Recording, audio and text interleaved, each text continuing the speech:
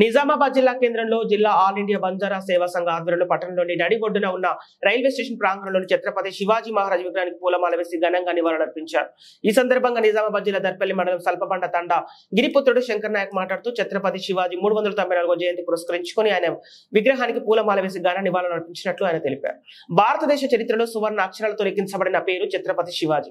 ఈ పేరు వింటే హిందూ మతం పులకించిపోతుంది. మొఘలుల దాడుల నుంచి హిందూ మతాన్ని రక్షించిన ఘనత ఆ మరాఠా యోధుడికే దక్కుతుంది. తల్లి సంరక్షణలో బైరాంకర్ శిక్షణలో రాటుదేరిన శివాజీ తన యుద్ధ తంత్రాలతో బీజాపుర గోల్కొండ సుల్తానులు మొఘలులకు ముచ్చెమటలు పట్టించాడు.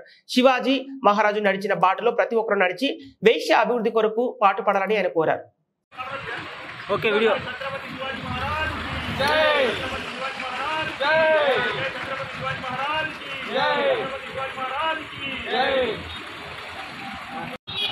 छत्रपति शिवाजी महाराज की जय।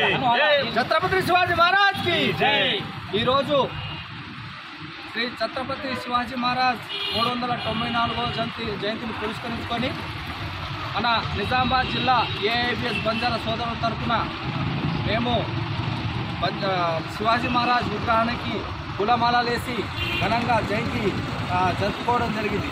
ఈ యొక్క కార్యక్రమంలో మన BRS STCL president Malkapur Gopal Nayak గారు, అదేవిధంగా దర్పల్లి మండలం సొసైటీ డైరెక్టర్ శ్రీనివాస్ గారు, మళ్ళా దర్పల్లి మండల్ శివరాం నాయక్ గారు, శంకర్ నాయక్, మేము అందరం కలిసి ఈ యొక్క జయంతిని పురస్కరించుకొని ఘనంగా పూలమాల వేసి జయంతి జరుపుకోవడం జరిగింది. శివాజీ మహారాజ్ మన దుర్గామాత యొక్క ఆశీస్సులతోటి ఎందరో బ్రిటిష్ పాలన అప్పుడు పోరాడి తన యొక్క